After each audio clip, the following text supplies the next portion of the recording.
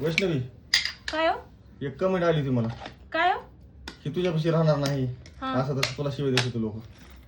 Comment आली होती होय तुम्हाला मी एक ती सांगू वाचली मी.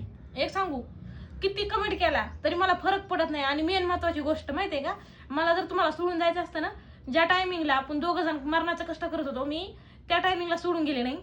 आता तर आपण कष्ट करून दिवस बदललेत, चांगले दिवस आणलेत आपण आपले, आणि आता सोडून जाईन का? सोडून जाणाऱ्यातली नाहीये मी, दिवस बदलणाऱ्यातली बाई आहे मी, समजलं का? कष्ट करून, कारण का माझ्या मनगडात तेवढं बळ आहे कष्ट करायचं. आणि तुम्हाला हे सगळ्या जणाला असं वाटतंय की मी सोडून जाईन, बाई भांडकुदळे अशी तशी, पण एक गोष्ट लक्षात ठेवा, जी बाई भांडती आणि जी बाई किरकिर करते ना ती शेवटपर्यंत साथ देते. जी मवाळीना बोलते ना ती कधीच साथ देऊ शकत नाही आयुष्यभर. का खोटं आहे माझं लोखंडे साहेब? बोलणाऱ्याला काय बोलणाऱ्याचं तोंडाला हात नाही लावताय. आणि माझा संघर्ष कुणी काही कमेंट करू द्या, तुम्हाला वाटतंय का तसं मी सोडून जाईन म्हणून? नाही वाटत मला. माझा संघर्ष तुम्ही डोळ्यांनी बघितलाय.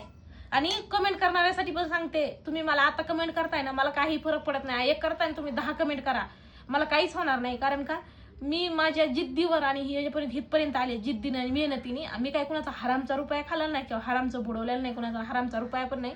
रात्रंदिवस मी 10-10 रुपयासाठी जम्परला टिपा मारलेल्या आहेत, ब्लाऊज शिवलेले, माहितीये का? आणि हे संघर्ष माझा नवऱ्याने माझा बघितलाय. म्हणून आज तुम्ही सगळे म्हणता नवऱ्याने मोकळी सोडली, अशी गेली तशी गेली. मोकळी नाही सोडली नवऱ्याने. मी सगळं बघून व्हिडिओ करते, रील्स करते, कारण का स्वतःची पण इच्छा असते, स्वतःची पण काहीतरी हवस असते. मला ह्या गोष्टीचा आनंद भेटतो म्हणून मी ह्या गोष्टी करते. पण कमेंट करणाऱ्यावर कमेंट वाचायचीच नाही आता इथून पुढे. आता तुम्हीच कमेंट वाचली, तुम्हाला मी रात्रीच बोलले होते कमेंट वाचू नका.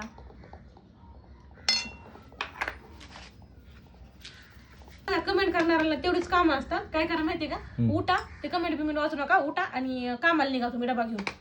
कामाला जातो मी. हा, कारण का आपला संघर्ष आपल्याला माहितीये.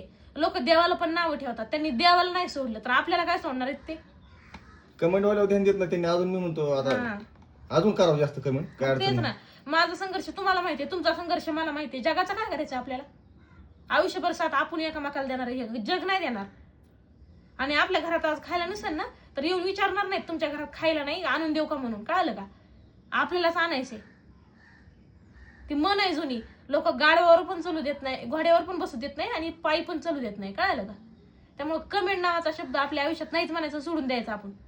आणि अजून सांगायचं, हा दादांनो, ज्याला वाईट कमेंट करायचं ना त्यांनी अजून 20-20 कमेंट करा. तुम्ही एक कमेंट करताय ना, 20-20 करा. कारण का तुमची तेवढी अवकातच नाहीये की तुम्ही बायकोसमोर बोलू शकता. त्यामुळे तुम्ही इथं येऊन दुसऱ्याच्या बायकांवर हा रुबाब झाडता. जी गोष्ट तुम्ही आम्हाला कमेंट करून बोलता ना ती गोष्ट बायकोसमोर बोला, मग तुम्हाला मी मानन. हा, आणि आज आम्ही संघर्षातून इथपर्यंत आलोय ना, तसं तुम्ही पण संघर्ष करा, पुढे जायचं लक्ष द्या थोडंसं. लोकांच्या लोकांना घाण कमेंट करण्यात जेवढा वेळ घालताय तुम्ही आम्हाला, तेवढा वेळ जर तुम्ही तुमच्या कामात दिला ना तर आज तुम्ही जिताय ना त्याच्यापेक्षा दुप्पट पुढे जाताल. एवढं सांगायचंय मला. बाकी तुमची इच्छा आहे मग. आणि जे आम्हाला चांगले कमेंट करतात, सपोर्ट करतात, त्यांना मनापासून धन्यवाद आणि आभार त्यांचे.